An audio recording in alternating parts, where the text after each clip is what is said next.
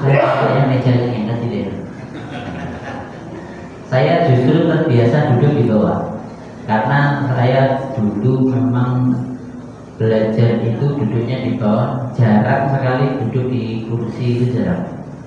Jadi memang dibiasakan duduk di bawah seperti ini. Untuk apa? Berbodoh reliane, gak ada yang lebih tinggi, gak ada yang lebih istimewa. Kita sama, kita belajar bareng, kan itu aja. Selain itu, dengan kita duduk di bawah ini sosok rada pegel, berarti duduknya yang salah mesti. Itu pasti. Bahkan saya dulu belajar dari guru saya, kowe nek lingguh sila kok kesel berarti ada yang salah di situ. Berarti jenengan ketika sholat itu setelah sholat dikirmu rasuwi mesti. Jadi guru saya sampai bilang seperti itu, dikirmu mesti rasuwi mesti. Jadi sesekali kita belajar, guru saya bilang gini, sesekali kita belajar dari orang-orang NU, Nahdlatul Ulama itu. Mereka zikirnya lama banget tuh. Mereka silahkan nanti dicek sesekali main ke masjid mereka. Zikirnya imamnya itu pulangnya lama tuh pasti. Zikirnya lama banget. Zikirnya oke banget. Intinya mungkin kita kalah. Lah kenapa kok mereka bisa seperti itu? Karena duduk mereka pun juga diajari supaya tidak cepat pegel, tidak cepat kesel, tidak cepat linu dan geringgingan dan lain sebagainya. Nate Pak Bu duduk gini nih terus geringgingan. Nah itu pasti ada peredaran darah yang nggak lancar. Nah terus bagaimana? Nah itu yang diusahakan ojo selonjor. Nah gitu. Jadi ketika duduk memang diatur. Ketika kamu jadi murid jangan selonjor di depan gurumu. Kurang ajar gitu hari ini. Jadi ini gurunya, katanya jadi guruku ya. Saya ngomong guruku, makanya saya nggak pernah selonjor. Dan saya sejak dulu ya mejanya segini nih, belajar ya segini. Dan duduk silo gini. Kalau enggak ya udah gini aja. Lah gini seperti sholat setelah sholat. Nah, kalaupun silo itu ya kadang memang dilempit banget gini nih. Tapi kadang harus direnggangkan, maju dikit. Nah, jadi diajukan dikit, nanti peredaran tetap jalan. Peredaran darah ini jalan dan insya Allah nggak akan geringgingan. Atau dulu memang susah ya, apalagi dengerin Jumatan itu kan mesti duduk tuh itu. Apalagi karo keturun, kok tangi-tangi geringgingan komat, digugah langsung ngadeg, ijek geringgingan ora kuat tiba. Itu sampai ada yang seperti itu. Kalau saya alhamdulillah tidak. Jadi karena memang belajar dulu. Itu memang harus belajar. Jadi bisa jadi kalau dulu saya ketika di pondok itu berangkat Jumatan itu enggak setengah 12 wis telat mesti. Masjidnya mesti itu sop budi dewi. Kalau di masjid pondok dulu. Lah terus bagaimana? Datang itu jam 11 itu udah biasa atau sebelum jam 11 itu udah pada berangkat. Karena memang usaha cari pahala yang maksimal kan itu kan. Nah, selain itu dapat soft yang bagian depan. Lah kalau udah datang depan, datang duluan itu ya duduk kudu siap suwe. Sejam, 2 jam harus siap itu. Nah, makanya harus dilatih gini nih. Kajian atau sesekali kajian semalam suntuk itu ada. Semalam suntuk habis maghrib sampai subuh. Pernah ikuti kajian seperti itu? Belum pernah. Kuwi linggo terus kuwi sampai subuh. Paling ya karo ngantuk-ngantuk tapi ya tetap kudu lingguh ning kono. Enek kajian dan itu nanti kajian 1 jam ganti istirahat seperempat jam atau setengah jam, nanti kajian lagi terus sampai pagi. Itu untuk apa? Untuk nyaingi wong-wong sing tanggal malam merah gitu itu loh. Malam tahun baru misalnya, malam tanggal merah gitu itu biasanya wong-wong metu toh.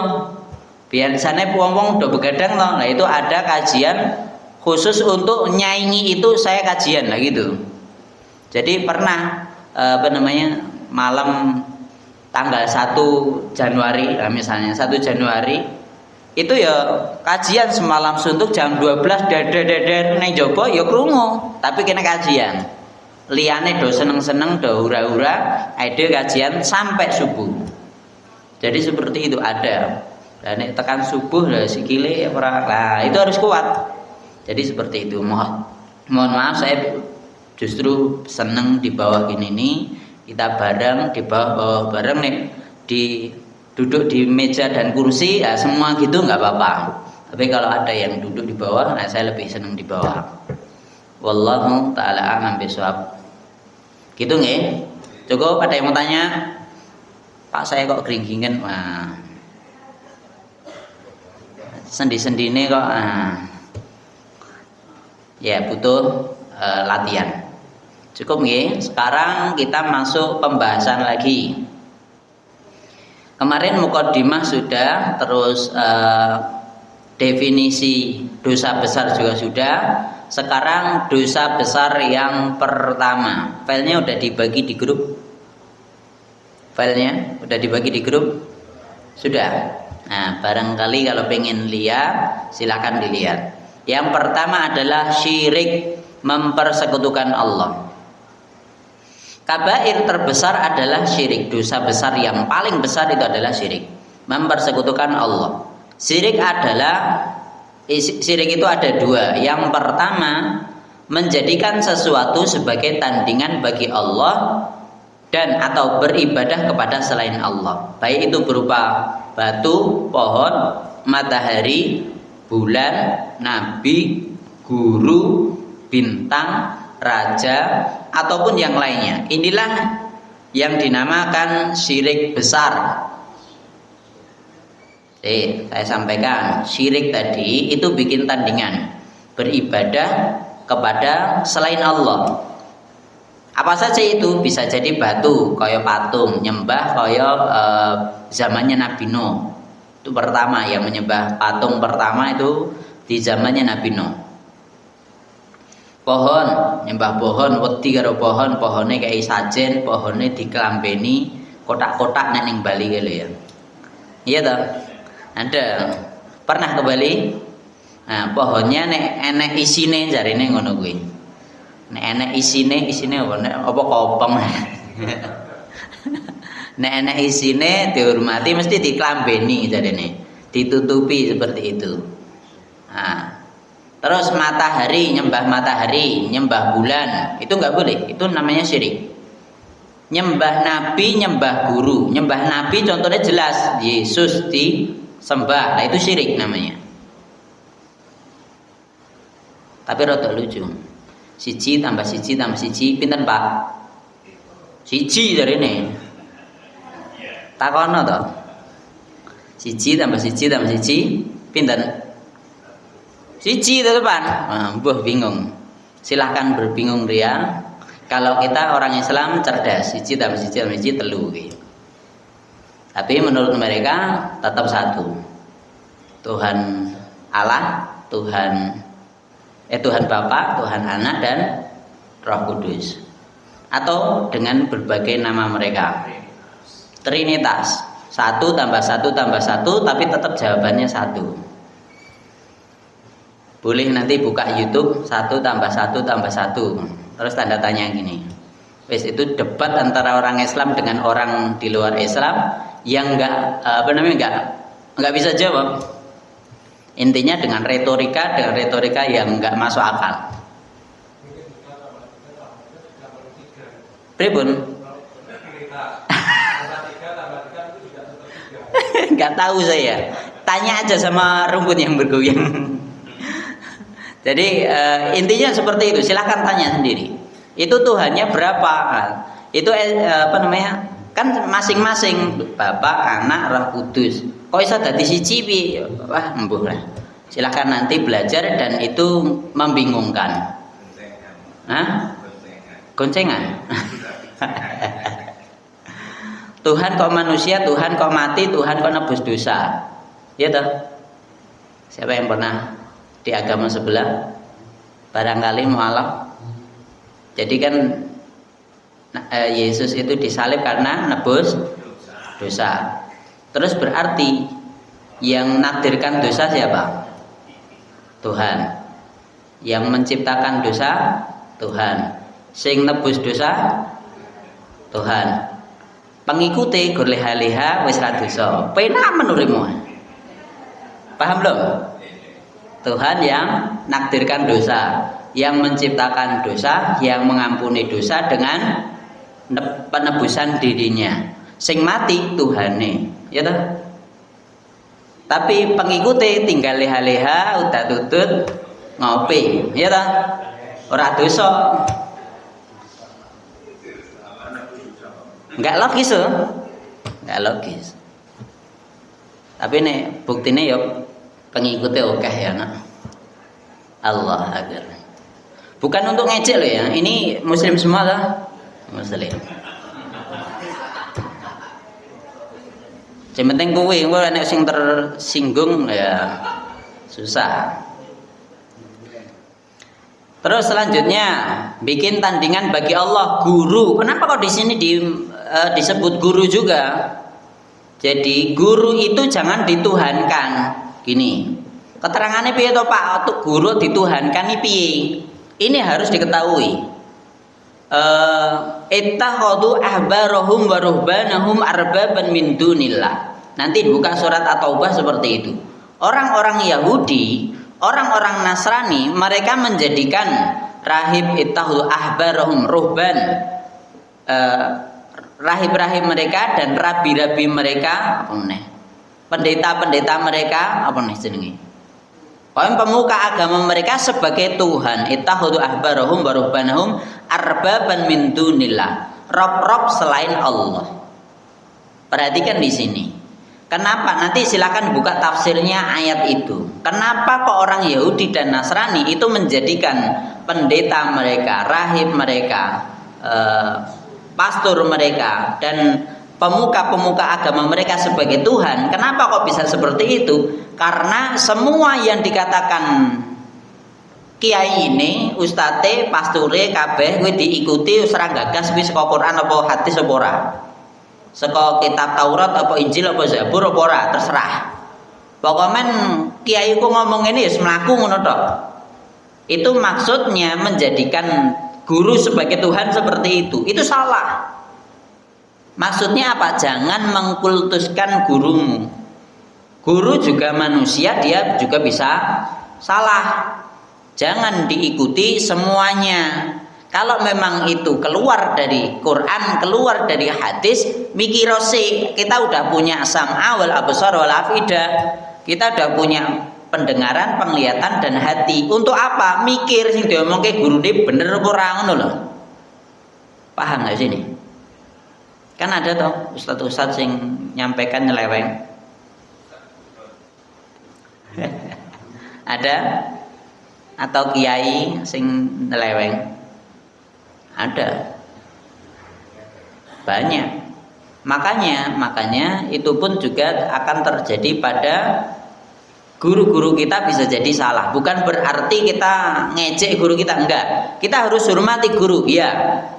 Tapi itu pun ketika mereka menyampaikan apa yang mereka sampaikan itu harus disaring lagi dengan Quran dan hadis. Dalilnya bener ora, Qurannya bener ora, hadisnya bener ora, gitu loh. Jangan asal diterima saja. Omongan saya silahkan dibantah. Saya kan udah lama nyampaikan ya. Silahkan tanya, kritisi saya juga boleh, nasihati saya juga boleh, terserah. Silahkan. Saya juga senang dinasihatin. Kalau saya salah, sampaikan. Boleh di WA, boleh di forum seperti ini. Kalau saya melakukan kesalahan, langsung di forum, terserah.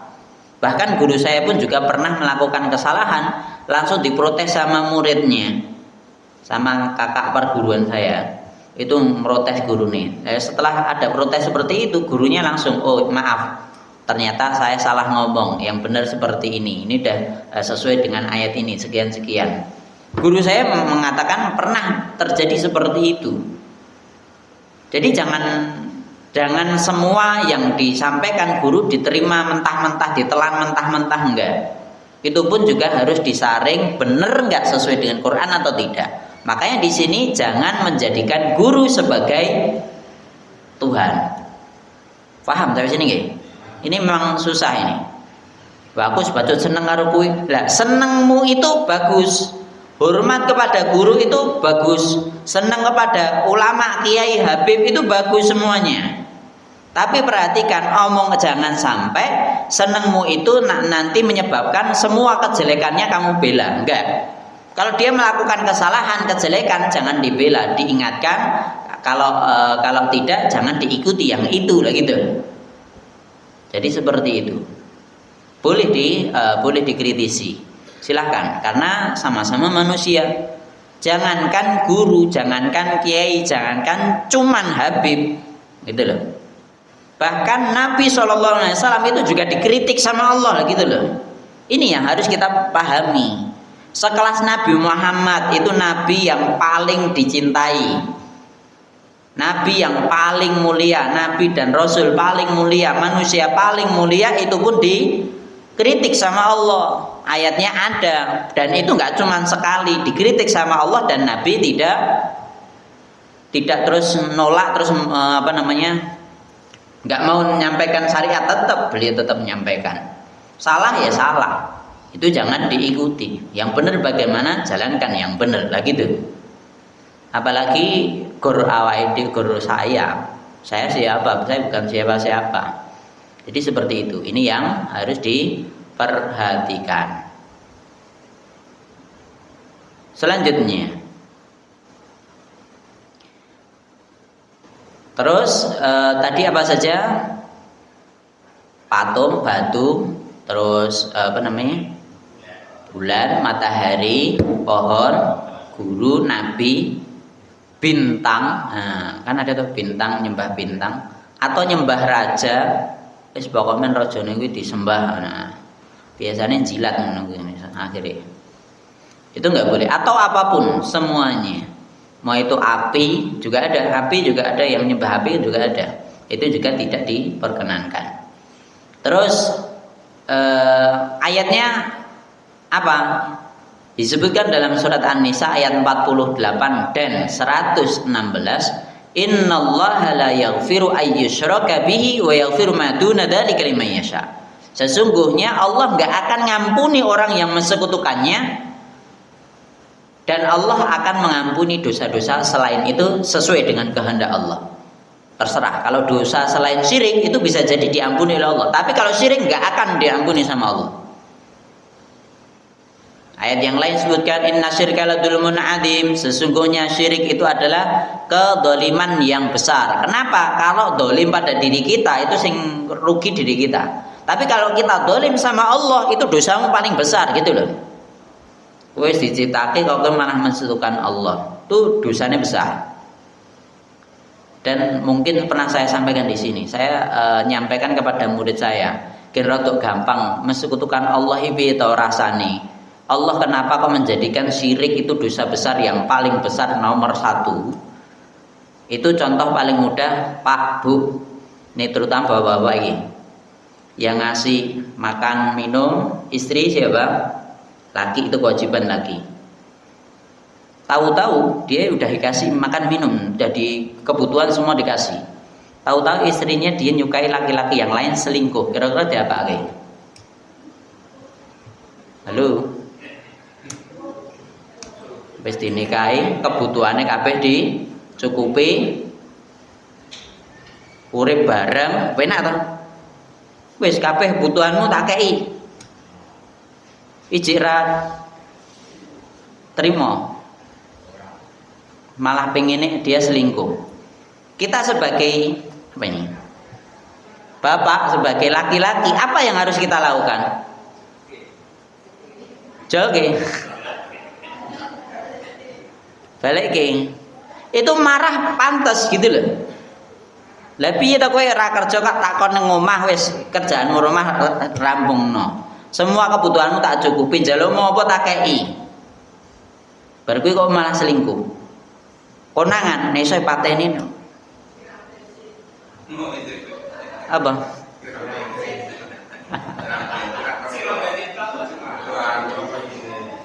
Ya Allah ya.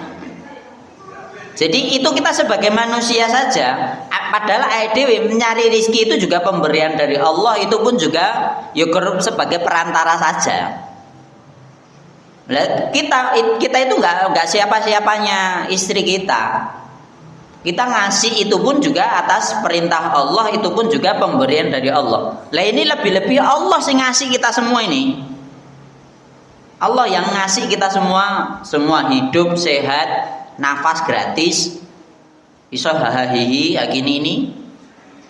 Semuanya wis, pokoknya kabeh sing ngeki Allah. Kok kowe malah menyembah pada selain Allah kan yo bangetan. Makanya Allah marah, nggak akan ngampuni orang yang mensekutukannya lah gitu loh. Paham ya sini nggih? Nek ra dingonoke ketoke ora mikir wong-wong kuwi. Makanya anak-anak cah cilik-cilik ngono tak andani ngono kuwi lagi wah nyantol iya ngono. Nah itu begitu pula sebaliknya laki-laki berarti dia menduakan. Misalnya sama aja sakitnya ya lebih juga. Jangankan menduakan nggak halal itu marah silahkan. Yang halal saja itu masih grundel masih ya. Gitu Bu. Nggih jadi. Sing halal lah misalnya izin kayak wingi pertanyaannya wingi lho. Selingkuh apa nikah anu ya jadi. Ya ta, nikah siri kan pertanyaannya kan to. Lah itu nikah yang sah saja itu halal. Itu pun dia bisa marah kok padahal sing ngeki mangan sapa? Sing ngeki mangan bojo pertama ya bojone. Sing ngeki mangan bojo kedua ya bojone. Sing nyukupi kabeh ya bojone, sing laki kabeh. Kok kowe marahi ngopo? Ngono lho. Logis enggak ini? Ya Allah ya Rahman. Jadi dia nggak ikut andil apa-apa, cuman ya memang mungkin bisa jadi cintanya dibagi ya wajar lah. Itu halal dalam Islam halal boleh. Nah, itu saja bisa jadi perempuan marah apalagi kalau selingkuh, apalagi dia main belakang, naudzubillah min syarri dzalik, pasti akan lebih marah. Silahkan sesekali kita menempatkan diri kita mikir nih itu terjadi pada diri kita apa yang harus kita lakukan lagi gitu loh. Lebih-lebih Allah yang menciptakan diri kita, Allah yang memberi rezeki diri kita, memberi sehat diri kita. Kok kita masih meminta bantuan kepada selain Allah kan jangan. Kalau sampai itu terjadi ya Allah nggak mungkin ngampuni lah gitu loh. Makanya ayatnya jelas. Berarti Allah dolim ora sing dolim kowe iki ngono lho. Wis dikei urip kok malah mensekutukan Allah, minta tolongnya pada selain Allah ini gitu. Makanya tadi di sholat maghrib tadi rakaat kedua saya bacanya sholat al-ikhlas karena berkaitan dengan syirik ini. Kenapa? Karena di ayat yang kedua itu disebutkan Allahus Samad, Allah itu tempat bergantung. Maksudnya semua yang kamu butuhkan mintanya sama Allah, ngadunya sama Allah, minta ampunnya sama Allah, taubatnya sama Allah, minta sehat sama Allah, minta rezeki sama Allah, semuanya. Jangan kepada selainnya.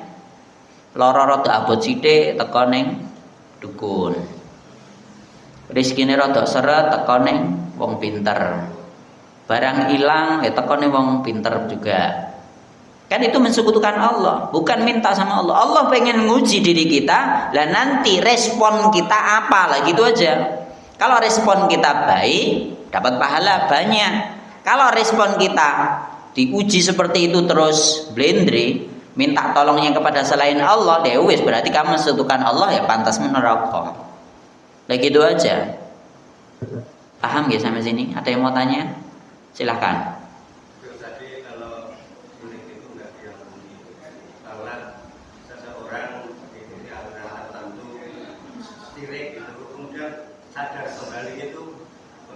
Ya kecuali taubat. Ya, jadi syarat pengen diampuni itu taubat ta'dil. Taubat ya apa? Taubat sing taubatan nasuha. Taubat ya dengan taubatan nasuha dengan sebaik-baiknya. Ojo dibaleni neh, istighfar, terus nggak akan ngulangi dan dia takut untuk kembali itu sebagaimana dia takut akan masuk ke dalam api neraka. ya tidak harus sholat taubat, yang penting tidak ngulangi lagi, selesai. Sholat taubat ya boleh, silahkan. Jadi apapun itu, ngoten nggih. Ya, jadi ini saya sampaikan kaitan dengan dosanya sing gede nggak akan diampuni. Nah itu syaratnya kalau pengen diampuni sama Allah taubat, selesai.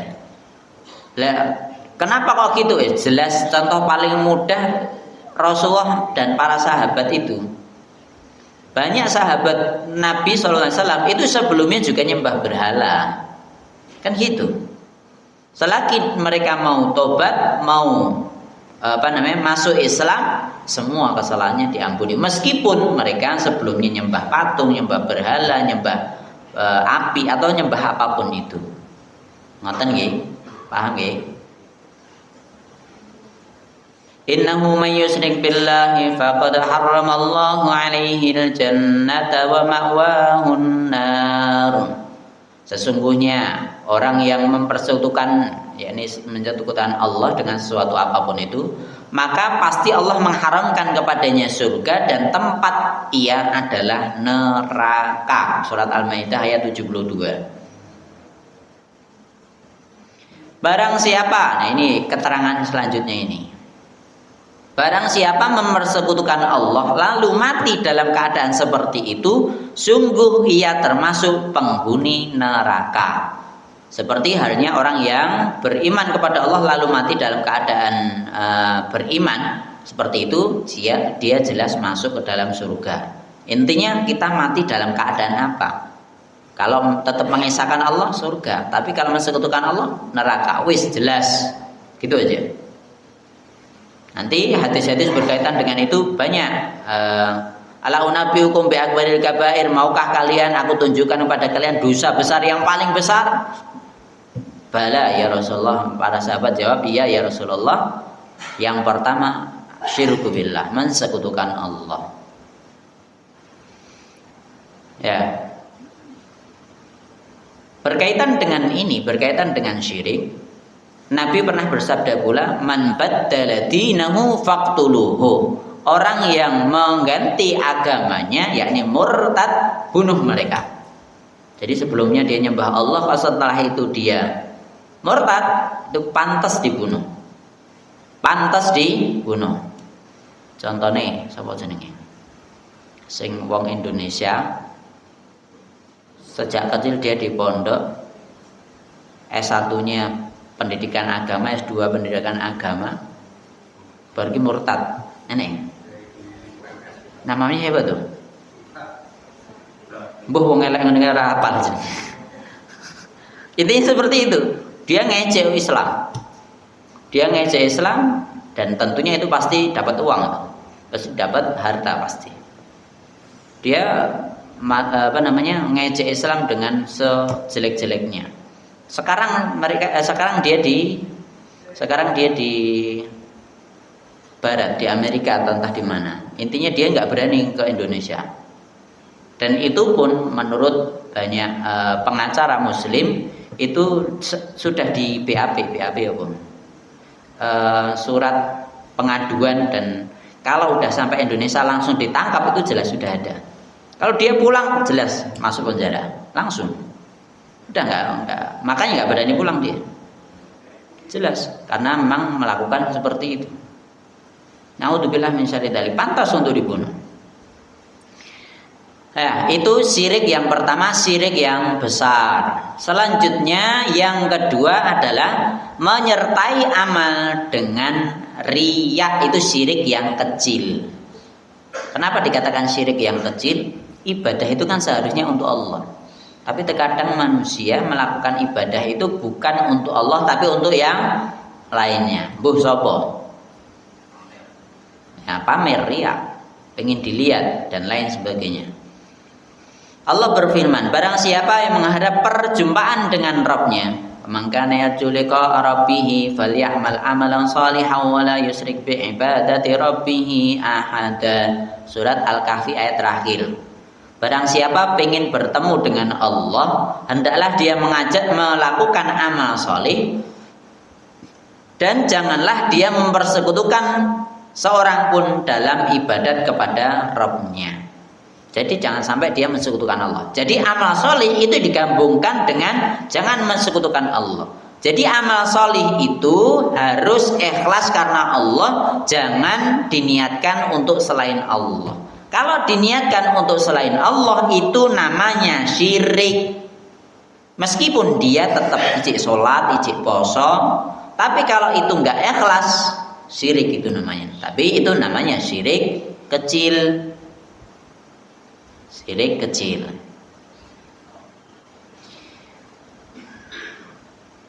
Maksud dari janganlah dia mempersekutukan seorang pun dalam beribadah kepada Rabb-nya, hendaklah tidak menyertakan riya bersama amalnya.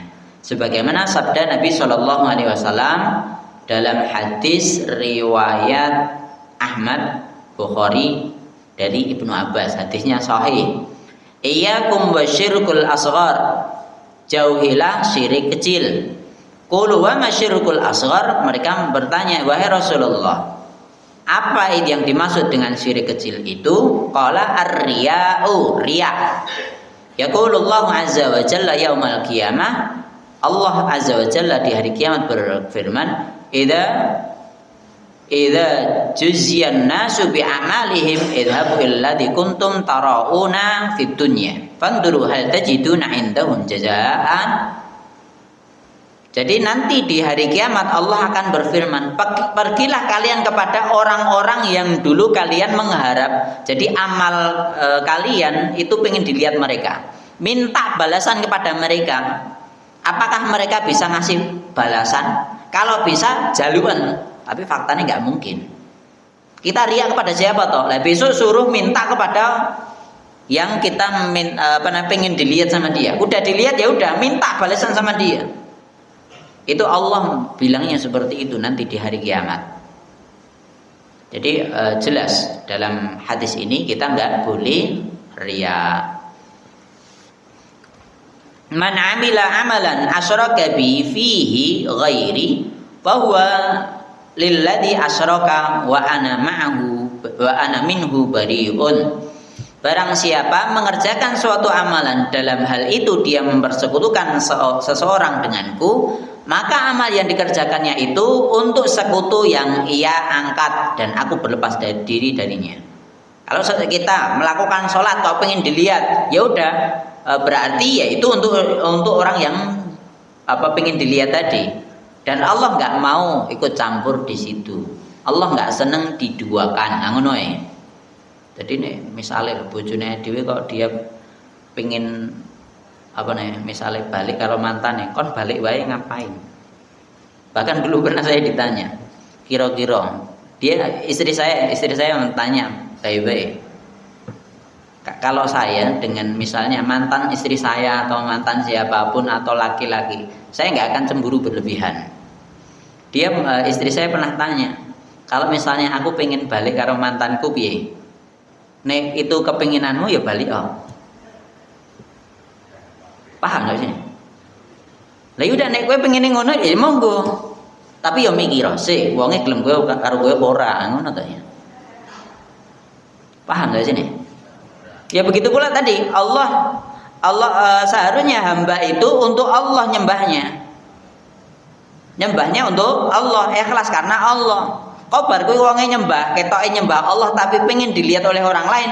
Lah ya weh, Allah ya prek ngono wis kowe balik rono, minta sama dia. Gitu loh. Paham gak sini? Wis ngono wae. Jelas. Jalannya gampang. Kowe pengen piye? Pengen urip bareng lanjutkan, tapi orang bisa baik-baik, selesai. Yang penting yang minta cerai bukan saya, gitu kan, selesai. Itu padahal bisa jadi dia pengennya gojek tapi pengennya apa, entah pengen ganti ini supaya cemburu, ya ngapain cemburu berlebihan kan gitu ya. Udah gitu aja. Ya begitu pula Allah juga sama. Jadi saya bisa jadi nyontoh apa yang dilakukan oleh Allah. Nah gitu aja. Kamu seharusnya beribadah untuk aku. Kalau nggak mau kamu beribadah untuk orang lain, kamu riya, ya wis minta sama dia. Jangan minta aku. Selesai. Nek ora nyembah aku pun juga. Nah, jadi Allah pun kalau bisa ngomong, Kalau ngomong pada diri kita bisa jadi kowe ra nyembah aku ora paten ngono lho. Iya toh, bener toh?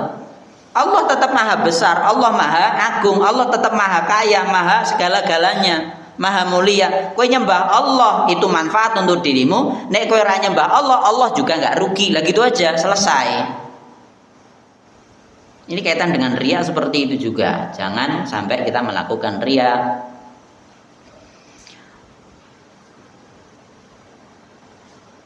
Man raya rayallahu bihi wa man samma'a samma'allahu bihi. Barang siapa berlaku riya, Allah akan memperlihatkan keburukannya. Na'udzubillah. Dan barang siapa yang sum'ah, Allah akan memperdengarkan aibnya. Na'udzubillah min syarri dzalik. Ini hadis dari Nabi, riwayat sahih diriwayatkan oleh Imam Ahmad, Bukhari, Muslim, Ibnu Majah, Ibnu Hibban. Jelas hadisnya sahih. Barang siapa yang riya itu pengen dilihat oleh Allah amal baiknya, pasti Allah akan buka amal burukannya, aibnya. Man samma'a samma'allahu bihi. Barang siapa yang pengen sum'ah, maka Allah pun akan memperdengarkan kejelekan yang pernah dia lakukan. Bedone riya karo sum'ah niku napa Pak Bu? Bingung dewasa. Halo. Pernah dengar riya? Riya itu apa? Pamer. Nek sum'ah orang ngerti Pak. Bedone riya karo sum'ah itu apa? Pernah dengar sum'ah? Belum. Ketoke ya wis.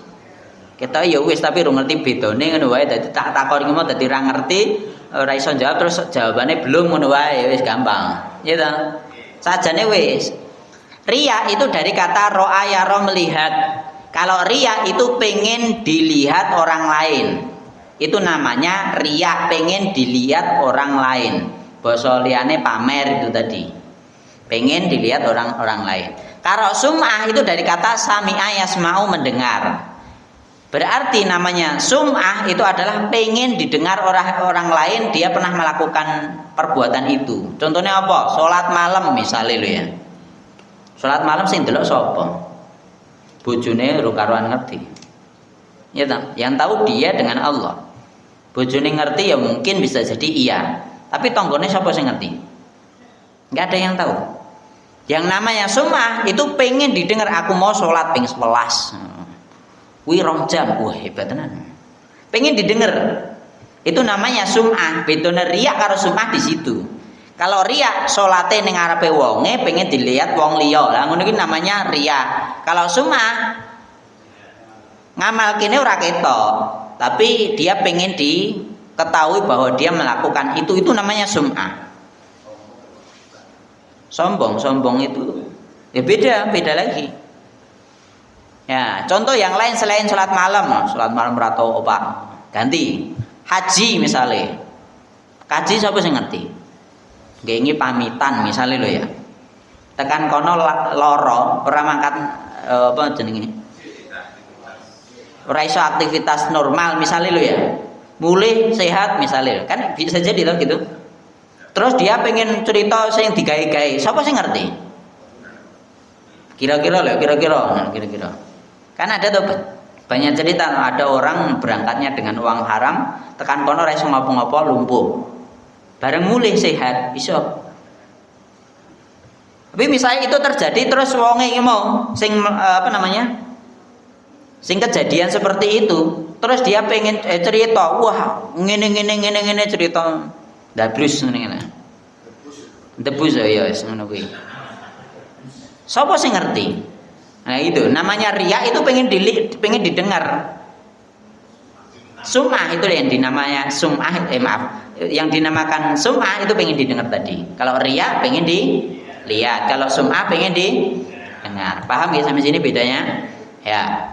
Intinya kalau dalam hadis tadi sebutkan, kalau kamu riya pengen dilihat kebaikanmu, pasti Allah akan bukakan aibmu supaya orang lain bisa melihat keburukanmu. Na'udzubillah min syarri dzalik. Begitu pula sebaliknya, begitu pula berkaitan dengan sum'ah. Kalau kamu sum'ah pengen didengar perbuatan baikmu, maka aibmu yang kamu sembunyikan itu akan orang lain akan dengar itu pula. Naudzubillah min syarri dzalik. Paham? Hadis yang lain ini juga sering kita dengar. Betapa banyak orang yang berpuasa tetapi tidak mendapatkan apa-apa selain lapar dan dahaga. Betapa banyak orang yang bangun sholat malam tetapi tidak mendapatkan apa-apa selain berjaga. Yukur ngadeg ngono ora tau apa-apa, pahala enggak dapat. Kenapa? Ya kuwi mau posone dia, posone sum'ah, sholat malamnya sum'ah. Hadisnya jelas, itu sudah sering kita dengar itu. Perumpamaan orang yang riya dan sum'ah seperti orang yang memenuhi kantongnya dengan kerikil, lalu masuk ke dalam pasar membeli sesuatu. Ketika ia membukanya di hadapan penjual, ternyata kantongnya penuh berisi dengan kerikil. Ia pun memukulkannya ke wajahnya. Ya wis, balik ngopo ngene kudu nggo duit, ora nggawa kerikil ngono lho. Ya itu tadi, padha ngono kuwi. Bahkan di hadis yang lain disebutkan nanti orang yang biasa riya dan sum'ah ini di akhirat itu bar ning padang mahsyar itu dicedhakke ning surga sih, wis ngambu aroma surga, udah wis ndelok wah gemerlape surga, wis cedhak dimingi-mingi bar kuwi dilebokke neraka. Hadisnya ngono kuwi. Sampai kuwi mau sing ketika wis ngono ku mau Allah bilang jauhkan mereka dari surga ngono kuwi. Bar ku wong ngono nesu kabeh. Ya Allah, mbok ngerti ya langsung mlebu neraka wae dadak ngene iki mau ngopo ngono. Pengen dia marah sama Allah. Dan Allah jawab, "Lah ya kuwi kaya ngono kuwi sing tak lakokan pada diriku. Kamu ketoke salat menghadap diriku tapi ternyata bukan untuk diriku tapi untuk orang lain." Ya padha kuwi mau tak cedhake surga. Wis arep mlebu ngono kae kon balik ning neraka. Naudzubillah min syarri dzalik. Kita harus hindari hal yang seperti itu. Itulah dosa syirik kecil. Selain itu, di dalam surat Al-Furqan disebutkan dan kami hadapi segala amal yang mereka kerjakan, lalu kami jadikan amal itu bagaikan debu yang beterbangan. Ketua amal oke tapi riya kabeh balekke kaya debu. Wis reneng berarti sama sekali. Kan amalan itu ditimbang ketoke debu oke ya reneng abote blas. Ngono lho. Debu banyak ya berarti enggak seberapa. Enggak dapat apa-apa. Naudzubillah min syarri dzalik. Bahkan disebutkan di sini debu yang beterbangan. Kuwi abote pirang kilo reneng. Sebanyak apapun itu ya hitungannya cilik banget mau. Enggak dapat apa-apa. Naudzubillah min syarri dzalik. Sampai di sini ada yang mau tanya? Silakan. Sekarang itu juga banyak orang yang mungkin dengan terkait doa itu kan kalau dikatakan tadi sholat malam atau misalnya yang lain itu diingatkan contohnya tahajud, tapi mungkin mereka mengucapkan kepada temannya, tapi mungkin mempunyai niatnya itu menyemangati teman yang lain atau mengajak teman yang lain. Ini kategorinya gimana? Jadi karena mungkin ya seorang itu kadang disemangati itu akhirnya pengen gitu lah. Jadi mungkin juga ada hikmahnya, ini mau disebentar. Terima kasih. Jawabannya hadis yang amat sangat masyhur, innamal a'malu binniyat. Semua amal tergantung niatin jenengan, ngono wae. Jadi niate apa? Niate nyemangati apa niate pengen didelok? Sing ngerti ae dhewe aku ora ngerti jawabane. Nah, aku ora ngerti jawabane. Lah tergantung niatin jenengan. Niate pengen ngingatkan atau niatnya pengen aku wis tangi jam 3 iki ngono. Kan iso to? Misalnya ya. Alarm terus ngirim WA klik turu neh. Sapa sing ngerti? Ayo tahajud ya. Aja dipraktekke lho iki, Pak. Ya, yang tahu siapa? Nggak ada yang tahu. Wah, ini apa namanya? Ben setengah telu wis mesti gugai, ayo tahajud wis. Atau dengan apa? Stiker atau dengan emoticon atau dengan apa? Intinya bangunkan sholat malam. Bagus. Kita harus husnudzon sama dia mengingatkan kita untuk bangun. Bagus. Tapi yang melakukan lakui itu pahala apa riya apa sum'ah lambu tergantung niate dewi-dewi. Nah ngono lho gampang ya, paham saya sini kita ya seperti itu. Yang lain barangkali yang lain silahkan. Monggo.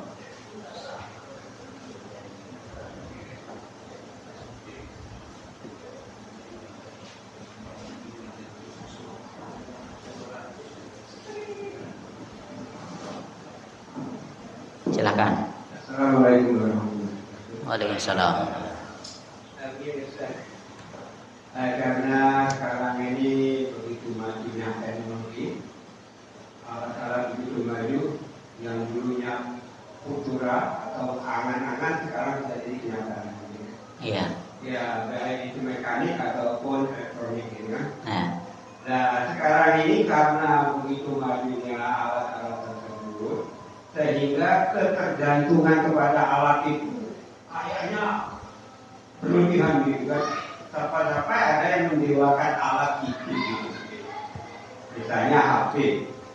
Biasanya kalau dulu tinggal HP nggak ada masalah. Sekarang kalau ketinggalan HP kayaknya mumet gitu kan. Nah, kalau mumet itu berarti ketergantungannya tinggi. Langkah ini termasuk sirik gitu kan. ya. Pertanyaan bagus. Apakah syirik? Ya bukan. Lah untuk sembah ora lah gue loh. Jadi semuanya di situ. Semuanya di situ. Makanya saya pernah berbagi meme sehingga gawe kartun kuwi apik banget. Kalau memang orangnya cerdas bener, wong lulusan pondok, kuwi ora nggawa apa-apa iso nyampaikan hadise ya apal, ayate ya apal. Tapi nek ustad karbitan, dadi ngisore ustad zaman sekarang, kuwi nek wis ora nang internet, baterene entek, laptope wis ra urip, ra iso ngomong, bingung. Aku kur delok gambar sak kotak tok ngene iki dibagi ning Facebook, dibagi ning WA gitu toh. Betul juga ini. Kalau memang dia lulusan pondok wis hafal Qur'ane, hafal hadise, wis sering nyampaikan, itu kuwi ora nggawa kertas langsung misale khotib ra teko, maju ngono tok, siap. Oh jenenge wis hafal, gampang, udah terbiasa, nyampaikan iso.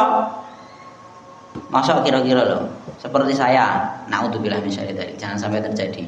Misalnya HP ku carry, aku nang masjid ngarep dhewe. Wis ngerti iki biasane ngisi. Langsung di misalnya khotibnya nggak datang, khotibnya nggak datang, monggo silahkan. Kira-kira aku ning ngarep piye? Jadi ini pertanyaan untuk diri kita. Kira-kira iki iso ngomong ora lagu lah. Padahal nggo HP. Sik tak mulise juga HP, kan ya waktu.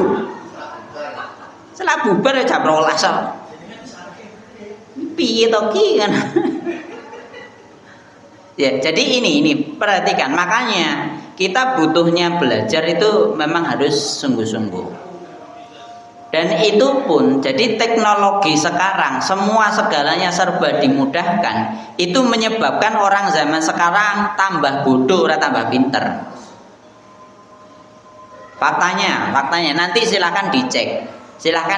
Ulama-ulama yang mengeluarkan hadis meskipun mereka udah dijuluki al-kadzab, barangkali tadi yang udah dengerin khutbah saya di Jumat subuh tadi, al-kadzab disebutkan kadzab, itu dia hafal Quran dia, tapi dia nanti di dosa besar yang ke berapa ya, 14 atau 15. mengucapkan sesuatu disandarkan pada Allah dan Rasulnya, tapi bukan dari Allah dan Rasulnya. Itu ada orang yang membawakan hadis, padahal itu bukan hadis, dia ngarang dewe, terus disandarkan Nabi ngomong ini, padahal orang itu tempatnya neraka. Di sini jelas, nanti silahkan dibaca niki sesuk saya tak sampaikan itu. Dan jadi ulama-ulama zaman dulu hafal hadis.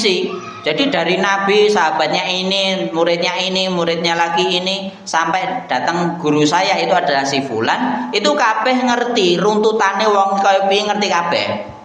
Apal dan hafalnya itu enggak cuman 100 atau 1000 hadis. Bukhari kitabnya yang sahih saja itu ada 7000 hadis. Kuwi apal kabeh saka dia dari gurunya, gurunya dari gurunya, terus dari sahabat, dari Nabi. Kuwi apal kabeh tur ora mungkin kewale. Lah saiki kabeh tulisane ning laptop enek, ning HP enek kabeh kuwi. Ade kon apalan wegah. Buka Google.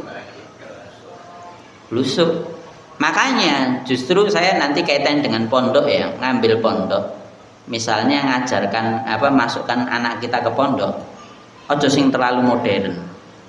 Sing ora modern harus belajar dari awal sampai akhir. Gen ngerti susah wong belajar jenggoti terus nerangke, harus tahu bahasa Arabnya, tahu artinya, tahu keterangannya, kenapa kok seperti ini, seperti itu. Itu supaya tahu semua, sehingga setelah itu, setelah dia lulus dari pondok, iso nyampekin Quran hadis tenanan ngono lho. Ojo kok separuh-separuh. Paham nggak sini?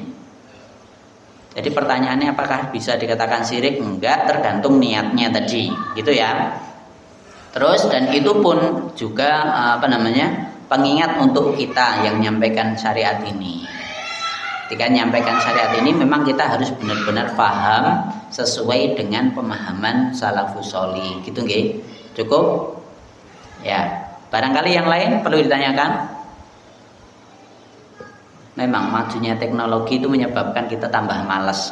Guru saya udah bilang gitu. Menyebabkan kita tambah malas. Arep apalan hadis nggo apa? Buka jelas iso. Iya toh?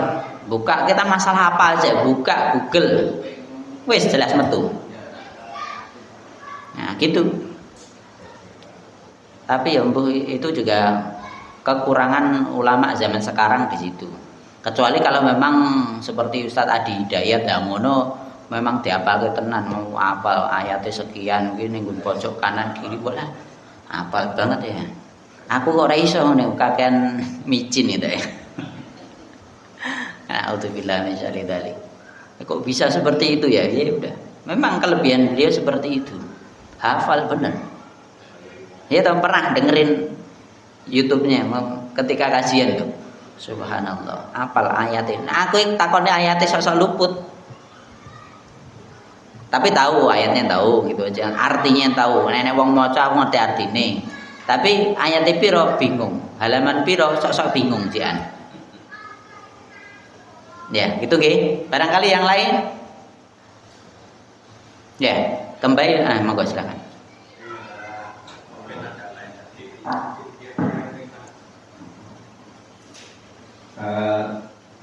Ya waktu buka HP kemudian nyari doa-doa gitu, saya menemukan semacam apa ya, di situ doa-doa kemudian ada perintah silahkan mendengarkan paling tidak 15 menit, nanti uang jutaan akan datang kepada Anda. Nah seperti itu, apa itu? Termasuk syirik atau apa yang melakukan itu bagaimana? Penak manja.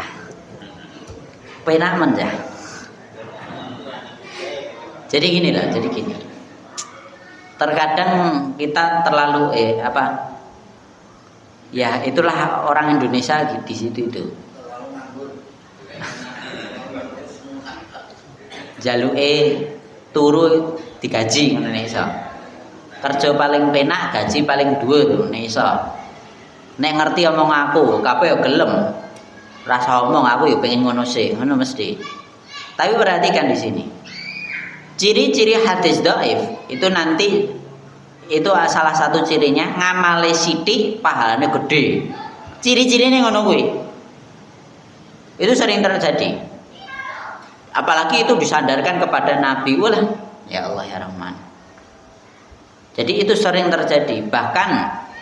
Bahkan guru agama di SMA saya intinya orang-orang yang kenal sama saya itu kalau ada hal-hal yang seperti itu langsung ditanyakan, dikirim di share ke saya.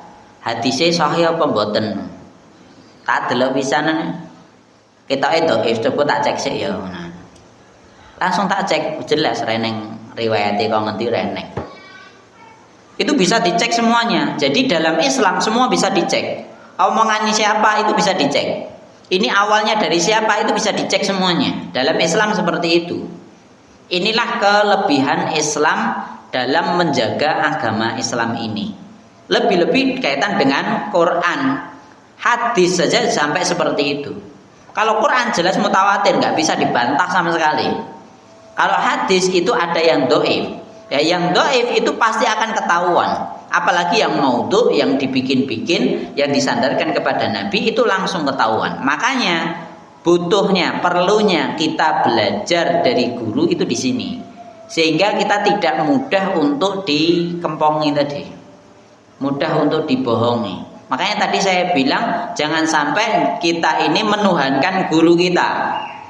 Mensekutukan Allah dengan guru. Kita nyembah guru.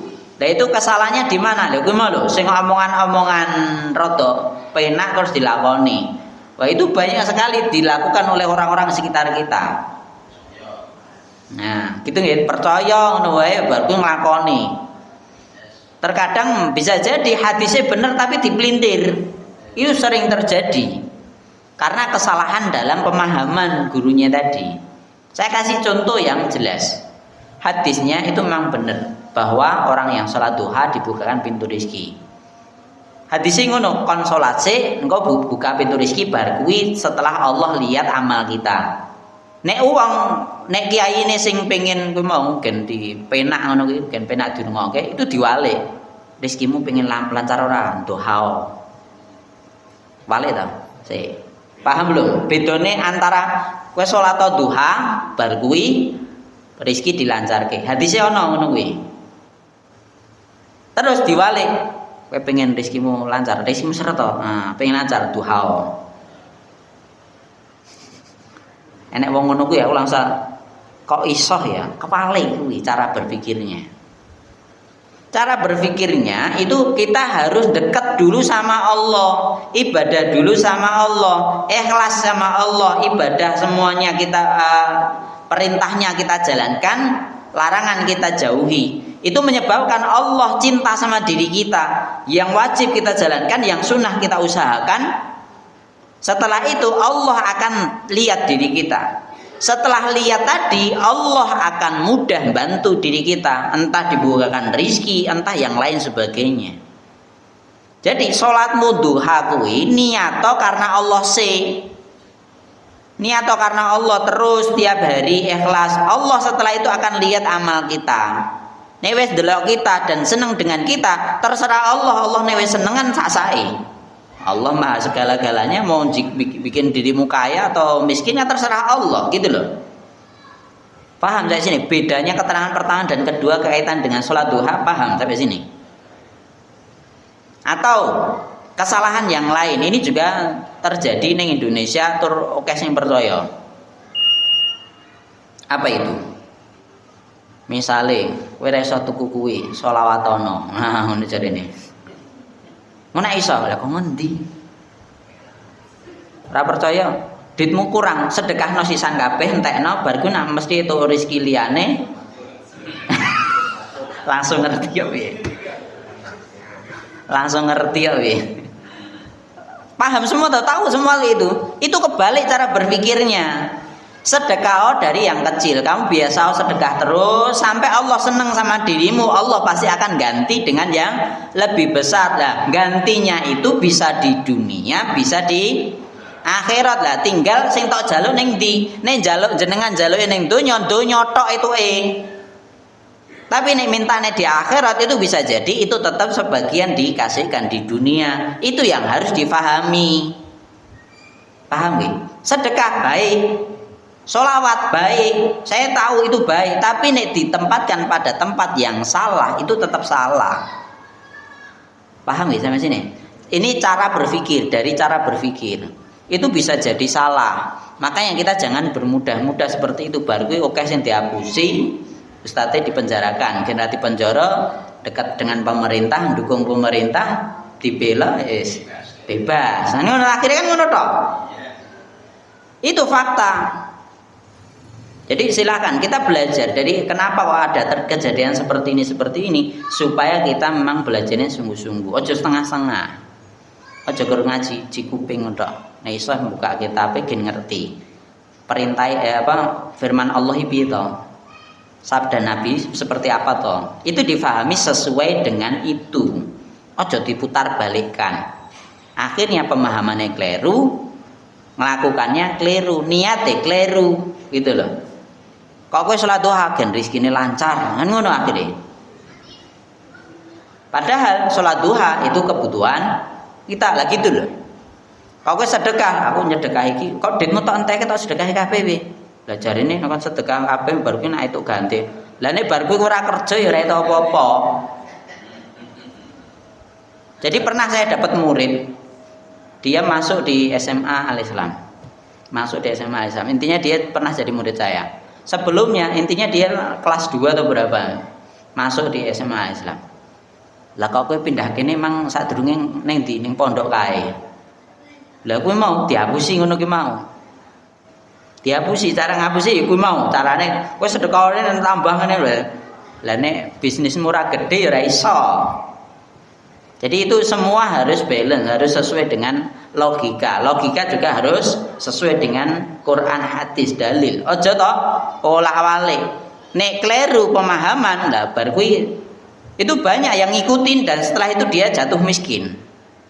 Tadi nyedekah kabeh. Ya wis kabeh tak sedekahke, sedekahno kabeh, sedekah kabeh bar kuwi ra ndek modal ra kerja. Ruwet. Dihapusi. Ya, naudzubillah min syarri dzalik. Bukan untuk ngecek siapapun. Karena ini juga terjadi dan itu enggak cuma satu, itu bisa jadi akan ada orang-orang seperti itu selanjutnya. Dan akan banyak orang tertipu selanjutnya. Ngoten nggih.